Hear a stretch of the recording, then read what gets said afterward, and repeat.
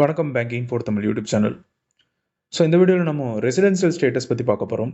அதாவது ஒரு பர்சனை ரெசிடென்ட் இந்தியனாவோ இல்லைனா நான் ரெசிடென்ட் என்ஆர்ஐ நான் ரெசிடென்ட் இந்தியனாவும் எப்படி வகைப்படுத்துகிறாங்க, எப்படி நம்ம கண்டுபிடிக்கலாம் அப்படின்றத இந்த வீடியோவில் நம்ம பார்க்க போகிறோம்.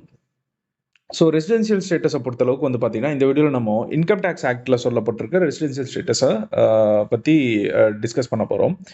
ஸோ இந்த இன்கம் டேக்ஸ் ஆக்ட் 1961 சொல்லப்பட்டிருக்கிறது பார்த்தீங்கன்னா ஐடி டிபார்ட்மெண்ட்டுக்கு பார்த்தீங்கன்னா ஒரு டேக்ஸ் பேயரோட ஸ்டேட்டஸ் அவர் ரெசிடென்ட்டா இல்லை நான் ரெசிடென்ட்டா அந்த பர்டிகுலர் ஃபினான்ஷியல் இயருக்கு பார்த்தீங்கன்னா ரெசிடென்ட்டா நான் ரெசிடென்ட்டான்னு கண்டுபிடிக்கிறதுக்கு யூஸ் பண்ணுறாங்க. அதே மாதிரி பார்த்தீங்கன்னா ஒரு பர்டிகுலர் பர்சனோட டேக்ஸ் லைபிலிட்டி பார்த்தீங்கன்னா ஒரு ஸ்டேட்டஸுக்கும் ஒரு மாதிரி இருக்கும். அவர் ரெசிடென்ட்னா அதுக்கேற்ற மாதிரி ஒரு டேக்ஸ் லேப் இருக்கும், அதுக்கேற்ற மாதிரி ஒரு டேக்ஸ் ரேட் இருக்கும், ஒரு டேக்ஸ் கட்டணும். நான் ரெசிடென்ட்னா அதுக்கேற்ற மாதிரி ஒரு டேக்ஸ் லேப் இருக்கும், அதுக்கேற்ற மாதிரி டேக்ஸ் ரேட் இருக்கும், அதுக்கேற்ற மாதிரி ஒரு டேக்ஸ் கட்டணும். அதே மாதிரி பார்த்தீங்கன்னா இதை சிட்டிசன்ஷிப் ஆக்டோட கன்ஃபியூஸ் நிறைய பேர் பண்ணிக்கிறாங்க. ஏன்னா ரெசிடென்ட் ஸ்டேட்டஸ் நான் ரெசிடென்ட் ஸ்டேட்டஸ் அப்படின்றது பார்த்தீங்கன்னா சிட்டிசன்ஷிப் ஆக்ட் கூட நீங்கள் சிட்டிசன்ஷிப் கூட குடியுரிமை கூட கன்ஃபியூஸ் பண்ணிக்கக்கூடாது. ஏன்னா ஒரு இந்தியன் சிட்டிசனாக இருக்கிறவங்க பார்த்தீங்கன்னா அந்த பர்டிகுலர் ஃபினான்ஷியல் இயருக்கு நான் ரெசிடென்ட்டாக மாறலாம், நான் ரெசிடென்ட்டாக இருக்க வாய்ப்பு இருக்குது, தெர் இஸ் அ சான்ஸ் இருக்க வாய்ப்பு இருக்குது. அதே மாதிரி ஒரு ஃபாரின் சிட்டிசனாக இருக்கிறவங்க பார்த்தீங்கன்னா அந்த பர்டிகுலர் ஃபினான்ஷியல் இயருக்கு ஃபினான்ஷியல் இயர்னு நான் சொல்கிறது பார்த்தீங்கன்னா ஃபினான்ஷியல் இயர்னா என்னென்னு உங்களுக்கு எல்லாருக்கும் தெரியும். ஏப்ரல் 1ஆம் தேதியிலிருந்து மார்ச் 31 வரைக்கும் இருக்கக்கூடியது அந்த ஃபினான்ஷியல் இயர். ஸோ இப்போ நம்ம இருக்கக்கூடியது பார்த்தீங்கன்னா 2023-2024 ஃபினான்ஷியல் இயர். ஸோ நீங்கள் அடுத்த அந்த மார்ச் முடிஞ்சதுக்கப்புறம் ஏப்ரல் மே ஜூனில் நீங்கள் டேக்ஸ் ஃபைல் பண்ணுவீங்க. அப்போ நீங்கள் ஃபைல் பண்ணுற டேக்ஸ் பார்த்தீங்கன்னா இந்த ஃபினான்ஷியல் இயருக்கு ஃபைன் பண்ணுவீங்க. ஸோ அதான் அந்த ஃபினான்ஷியல் இயர்ன்ற டேர்ம். ஸோ இந்தியன் சிட்டிசனாக இருக்கிறவங்களும் நான் ரெசிடென்ட்டாக மாறலாம், ஃபாரின் சிட்டிசனாக இருக்கிறவங்களும் ரெசிடென்ட்டாக இருக்கக்கூடிய சான்சஸ் இருக்குது இந்த ஆக்ட் படி. ஸோ நீங்கள் சிட்டிசன்ஷிப் ஆக்ட் கூட கன்ஃபியூஸ் பண்ணிக்கக்கூடாது ரெசிடென்ஷியல் ஸ்டேட்டஸை. அதே மாதிரி பார்த்தீங்கன்னா இன்னொரு முக்கியமான விஷயம், இந்த ரெசிடென்ஷியல் ஸ்டேட்டஸ் பார்த்தீங்கன்னா இந்தியாவில் 2 ஆக்ட் மூலியமாக டிசைட் ஆகுது. இப்போ நம்ம சொல்லிட்டு இருக்கிறது பார்த்தீங்கன்னா இன்கம் டேக்ஸ் ஆக்ட் கீழே சொல்லப்பட்டிருக்கக்கூடிய கண்டிஷன்ஸு. பட் இன்கம் டேக்ஸ் ஆக்டை தவிர ஃபெமா ஆக்ட் அப்படின்னு ஒரு ஆக்ட் இருக்குது, ஃபாரின் எக்ஸ்சேஞ்ச் மேனேஜ்மெண்ட் ஆக்ட்னு சொல்லிட்டு. அந்த ஆக்டுக்கு கீழேயும் பார்த்தீங்கன்னா ரெசிடென்ட் நான் ரெசிடென்ட் டிசைட் பண்ணுறாங்க. அதே மாதிரி இந்த ரெண்டையும் கம்பேர் பண்ண முடியாது, போத் ஆர் டிஃப்ரெண்ட். இந்த 2 ஆக்ட்ஸும் பார்த்தீங்கன்னா டிஃப்ரெண்ட். பட் ஐடி டிபார்ட்மெண்ட் பேசிக்காக ஸ்டேட்டஸ் டிட்டர்மைன் பண்ணுறது இந்த ஐடி ஆக்டில் தான். இந்த ஐடி ஆக்டில் பார்த்தீங்கன்னா நம்பர் ஆஃப் டேஸ் ஒரு பர்சன் நம்பர் ஆஃப் டேஸ் எத்தனை நாள் இந்தியாவில் தங்கியிருக்காரு அப்படின்றத வச்சு அவரோட ரெசிடென்ஷியல் ஸ்டேட்டஸை கண்டுபிடிப்பாங்க. அவர் ரெசிடென்ட்டா என்ஆர்ஐயா இல்லை ரெசிடென்ட் இந்தியனான்னு சொல்லிட்டு கண்டுபிடிப்பாங்க. ஆனால் ஃபெமாவில் பார்த்தீங்கன்னா என்ன இன்டென்ஷனுக்காக இந்தியாவுக்குள்ளே தங்கியிருக்காரு, என்ன இன்டென்ஷனுக்காக இந்தியா விட்டு வெளியே போனார், என்ன இன்டென்ஷனுக்காக இந்தியா விட்டு வெளியே போய் அங்கே தங்கியிருக்காரு அப்படின்ற இந்த இன்டென்ஷனை பார்ப்பாங்க. அது மூலியமாக தான் ரெசிடென்ட் நான் ரெசிடென்ட்னு கொண்டு வருவாங்க. மேக்ஸிமம் இந்த ஃபெமா ஆக்ட் பார்த்தீங்கன்னா இந்த மணி லாண்டரிங் ரிகார்டிங்காக நிறைய யூஸ் பண்ணுவாங்க. ஸோ இப்போ நம்ம பார்க்க போகிறது ஐடி ஆக்ட் படி என்ன சொல்லியிருக்காங்க, residential status, income tax act படி பார்த்தீங்கன்னா என்ன ஸ்டேட்டஸ் சொல்லியிருக்காங்க அப்படின்றத நம்ம பார்க்க போகிறோம் இந்த வீடியோவில். ஸோ இன்கம் டேக்ஸ் ஆக்ட் படி பார்த்தீங்கன்னா டேக்ஸ் லைபிலிட்டி 3 டைப்ஸாக இருக்குது. ரெசிடென்ட் நாட் ஆர்டினரி ரெசிடென்ட், நான் ரெசிடென்ட் அப்படின்னு சொல்லிட்டு 3 டைப்ஸாக இருக்குது. இப்போ நம்ம பார்த்தீங்கன்னா இதே மாதிரி இந்த 3க்கும் பார்த்தீங்கன்னா டேக்ஸ் லைபிலிட்டி டிஃபராக இருக்கும். அதாவது டேக்ஸ் லைபிலிட்டி கால்குலேட் பண்ணுவாங்க. இப்போ நீங்கள் ஒரு சேலரிடு பர்சனாக இருந்தீங்கன்னா நீங்கள் கவர்மெண்ட் சொல்லியிருக்கக்கூடிய டேக்ஸுக்கு அந்த அந்த அந்த ஒரு ஸ்லாபுக்கு மேலே போயிட்டீங்கன்னா உங்களோட எம்ப்ளாயர் டிடிஎஸ் அப்படின்னு பிடிப்பாங்க, மாதம் டேக்ஸ் பிடிப்பாங்க. நீங்கள் என்ன பண்ணுவீங்க, ஃபார்ம் 16 வாங்கிட்டு அதை ரிட்டர்ன் ஃபைல் பண்ணுவீங்க இந்த ஃபினான்ஷியல் இயர் முடிஞ்சதுக்கப்புறம்.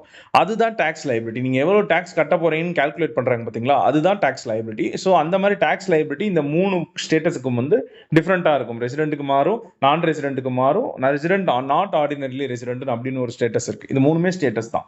ஸோ இப்போ நம்ம ரெசிடென்ட்டாக இல்லையா அப்படின்றத எப்படி கண்டுபிடிக்கிறாங்கன்னு நம்ம பார்ப்போம். ஸோ ஒருத்தர் ரெசிடென்ட்டாக சாட்டிஸ்ஃபை ஆகணும்னா, அவர் இந்தியாவில் அந்த பர்டிகுலர் ஃபினான்ஷியல் இயருக்கு ரெசிடென்ட்டாக சாட்டிஸ்ஃபை ஆகணும்னா 2 கண்டிஷன் கொடுத்துருக்காங்க ஐடி ஆக்டில். இந்த 2 கண்டிஷனில் ஏதாவது ஒரு கண்டிஷனை பூர்த்தி பண்ணிட்டா, ஏதாவது ஒரு கண்டிஷனை ஃபுல்ஃபில் பண்ணிட்டாங்கன்னா அவங்க ரெசிடென்ட் ஆஃப் இந்தியா அப்படின்னு சொல்லிட்டு எடுத்துக்கிறாங்க. மொதல் கண்டிஷன் பார்த்தீங்கன்னா அந்த பர்டிகுலர் ஃபினான்ஷியல் இயருக்கு 182 ஆர் மோர் டேஸ், அதாவது 182 நாட்கள் இருந்திருக்கணும் அல்லது அதுக்கு மேற்பட்ட நாட்கள் அந்த பர்டிகுலர் ஃபினான்ஷியல் இயரில் இந்தியாவில் இருந்திருந்தாங்கன்னா அவங்க ரெசிடென்ட் ஆஃப் இந்தியா அப்படின்னு எடுத்துக்கலாம். அது இல்லாமல் இன்னொரு கண்டிஷன் கொடுக்குறாங்க. அந்த பர்டிகுலர் ஃபினான்ஷியல் இயரோட சேர்த்து அதுக்கு முன்னாடி இருக்கக்கூடிய 3 ஃபினான்ஷியல் இயர், அதாவது மொத்தம் லாஸ்ட்டாக இருக்கக்கூடிய 4 வருஷத்துக்கு. இப்போ நம்ம வந்து 2023 2024 ஃபினான்ஷியல் இயரில் இருக்கோம்னா, இதுக்கு முன்னாடி இருக்கக்கூடிய இதோட சேர்த்து இதுக்கு முன்னாடி 4 ஃபினான்ஷியல் இருக்குல்ல, அந்த 4 ஃபினான்ஷியல் இயர்லையும் வந்து பார்த்தீங்கன்னா மொத்தமாக சேர்த்து 365 நாள் இல்லைன்னா அதுக்கு மேற்பட்ட நாட்கள் இந்தியாவில் இருந்திருக்கணும். அதோட இப்போ இருக்கக்கூடிய கரண்ட் ஃபினான்ஷியல் இயரில் வந்து பார்த்தீங்கன்னா 60 நாள் அதுக்கு மேற்பட்ட நாட்கள் இந்தியாவில் இருந்திருக்கணும். சரிங்களா? ஸோ மொதல் கண்டிஷன் வந்து பார்த்தீங்கன்னா 182 டேஸ் கரண்ட் ஃபினான்ஷியல் இயரில் 182 டேஸ் அல்லது அதுக்கு மேலே இந்தியாவில் இருந்திருக்கணும். செகண்ட் கண்டிஷன் மொத்தமாக 4 ஃபினான்ஷியல் இயர்லையும் சேர்த்து 365 டேஸ் அல்லது அதுக்கு மேலே இருந்திருக்கணும். அது போக கரண்ட் ஃபினான்ஷியல் இயரில் 60 டேஸ் அது போல் இருந்திருக்கணும். இதுதான் 2 கண்டிஷன். இதை ஒரு எக்ஸாம்பிளோட நம்ம பார்த்தோம்னா அவங்களுக்கு இன்னும் சிம்பிளாக புரியும்னு நினைக்கிறேன். ஸோ எக்ஸாம்பிள் எடுத்துப்போம். குமார்னு ஒருத்தர் இருக்காரு. ஸோ அவருக்கு வந்து பார்த்தீங்கன்னா 2023-24க்கான ஃபினான்ஷியல் இயர்க்கான டாக்ஸிங் ஸ்டேட்டஸ், ரெசிடென்ட் ஸ்டேட்டஸ் நம்ம கண்டுபிடிக்க போகிறோம். ஸோ அவர் வந்து பார்த்தீங்கன்னா இந்த 2023-24ல் 195 நாட்கள் ஃபாரின்ல இருக்காரு. ஃபாரின் ட்ரிப் போயிருக்காரு, ஃபாரின்ல இருக்காரு. அதே மாதிரி வந்து பார்த்தீங்கன்னா நான் ப்ரெசிடிங் 4 இயர்ஸ், அதாவது 2020 2024 4 வருஷத்துக்கு வந்து பார்த்தீங்கன்னா 1000 நாட்கள் அவர் ஃபாரின்ல இருந்திருக்காரு. என்ன டேட்டா கொடுத்துருக்கோம்? குமார் வந்து பார்த்தீங்கன்னா 2023-24க்கு நம்ம கண்டுபிடிக்க போகிற ரெசிடென்சியல் ஸ்டேட்டஸ் 2023-24க்கு 195 டேஸஸ் இருந்திருக்காரு. 2020 2024 வரைக்கும் 1000 டேஸஸ் எங்கே இருந்திருக்காருன்னா ஃபாரின்ல இருந்திருக்காரு. ரெண்டுமே வந்து ஃபாரின்ல இருந்திருக்காரு. ஸோ இவர் ரெசிடென்ட்டா நான் ரெசிடென்ட்டா ஃபார் த இயர் 2023-24 கண்டுபிடிக்க போகிறோம். ஸோ நம்ம கணக்குப்படி 1 இயர் அப்படின்றது 365 டேஸ் டோட்டல் டேஸு. 4 இயருக்கு டோட்டல் டேஸ் 1460 டேஸஸ் வருது. ஸோ நம்ம கண்டிஷன் 1 இங்கே என்ன பார்த்தோம்? கண்டிஷன் 1 கரண்ட் ஃபினான்ஷியல் இயரில் 182 ஆர் மோர் டேஸ் அவர் இந்தியாவில் இருந்திருக்கணும். அப்படி இருந்திருந்தா அவர் வந்து ரெசிடென்ட் இந்தியா. இங்கே வந்து பார்த்தீங்கன்னா அவர் வந்து ஃபாரின் ட்ரிப்பில் 195 டேஸஸ் இருந்திருக்காரு. அப்போது டோட்டல் 365 டேஸில் 190 டேஸ் மைனஸ் பண்ணோம்னா 170 டேஸஸ். ஸோ 170 நாள் மட்டும்தான் இந்தியாவில் இருந்திருக்காரு. அவர் மற்ற 195 நாள் ஃபாரின்ல இருந்திருக்காரு. அப்போ இது நாட் சாட்டிஸ்ஃபைடு. ஸோ 182 டேஸ் இருந்துக்கணும் இந்தியாவில். அப்படி இருந்தால் தான் ரெசிடென்ட். ஸோ இந்த ஸ்டேட்டஸ், இந்த கண்டிஷன் வந்து not satisfied. First condition not satisfied. Second condition என்ன பார்த்தோம்? இங்கே 4 ஃபினான்ஷியல் இயர், அதாவது 2020 2024 வரைக்கும் இந்த ஃபினான்ஷியல் இயரோட சேர்த்து இதுக்கு முன்னாடி இருக்கக்கூடிய மொத்தம் 4 ஃபினான்ஷியல் இயருக்கு 365 நாள் அதுக்கு மேலே இருந்திருக்கணும். இங்கே எத்தனை நாள் இருந்திருக்காருன்னு கண்டுபிடிப்பாங்க. ஸோ இங்கே என்ன சொல்லியிருக்கோம்? 2020 2024 வரைக்கும் 1000 நாள் இருந்திருக்காருங்க. ஃபாரின்ல இருந்திருக்காரு, இந்தியாவில் இல்லை, ஃபாரின்ல இருந்திருக்காரு. அப்போது மொத்தம் வந்து 1460 நாளில் ஃபாரின்ல 1000 நாள் இருந்திருக்காரு.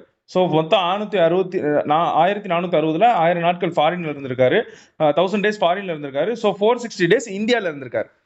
அப்போ என்னன்னா 365 டேஸ்க்கு அபோ இந்தியாவில் இருந்திருக்காரு. மொத்தம் 4 வருஷத்துக்கு 365 டேஸ் அபோ இந்தியாவில் இருந்திருக்காரு. ஸோ இது சாட்டிஸ்ஃபைட். ஓகேங்களா? அதுக்கப்புறம் இன்னொன்று என்ன சொல்லியிருக்கோம்? அதே கண்டிஷனில் ப்ளஸ் 60 டேஸ் வந்து கரண்ட் ஃபினான்ஷியல் இயரில் இருக்கணும், இந்தியாவில் இருந்திருக்கணும். அதாவது அந்த 365 நாட்களில் 60 நாட்கள் வந்து போன கரண்ட் இப்போ நடந்துகிட்டு இருக்கக்கூடிய ஃபினான்ஷியல் இயரில் அவர் இந்தியாவில் இருந்திருக்கணும். ஸோ இங்கே என்ன பார்த்தோம்? 2023-24ல் 195 டேஸ் இருந்திருக்காரு. ஸோ அதனால அபோவ் 60 டேஸ் தான் 2023-24ல் இருந்திருக்காரு. ஸோ இதுவும் satisfied. So any one of the condition satisfy ஆயிடுச்சு. ஸோ ஒன்று இந்த கண்டிஷன் சாட்டிஸ்ஃபை ஆகல, ஆனால் இது சாட்டிஸ்ஃபை ஆயிடுச்சு. So any one of the condition satisfy ஆனதுனால he is a resident Indian அப்படின்னு சொல்லிட்டு முடிவெடுக்கிறாங்க. ஸோ சிம்பிள் தான். ஐடி ஆக்ட் 1961 படி ஒரு ரெசிடென்சியல் ஸ்டேட்டஸ் இப்படி தான் கால்குலேட் பண்ணுவாங்க. மொத்தம் 2 கண்டிஷன். ஸோ இது உங்களுக்கு கன்ஃபியூஷனாக இருந்துச்சுன்னா மறுபடியும் பாருங்கள், கண்டிப்பாக புரியும். இந்த 2 கண்டிஷனில் ஏதாவது ஒரு கண்டிஷன் சாட்டிஸ்ஃபை ஆச்சுன்னா அவர் ரெசிடென்ட்னு எடுத்துப்பாங்க. ரெண்டுமே சாட்டிஸ்ஃபை ஆகலை அப்படின்னா நான் ரெசிடென்ட் எடுத்துப்பாங்க. Thanks friends. இந்த வீடியோ உங்களுக்கு யூஸ்ஃபுல்லாக இருக்கும் நம்புறேன். இன்னொரு முக்கியமான வீடியோ உங்களை வந்து சந்திக்கிறேன். வீடியோ பிடிச்சிருந்தா லைக் பண்ணுங்கள், ஷேர் பண்ணுங்கள், கமெண்ட் பண்ணுங்கள்.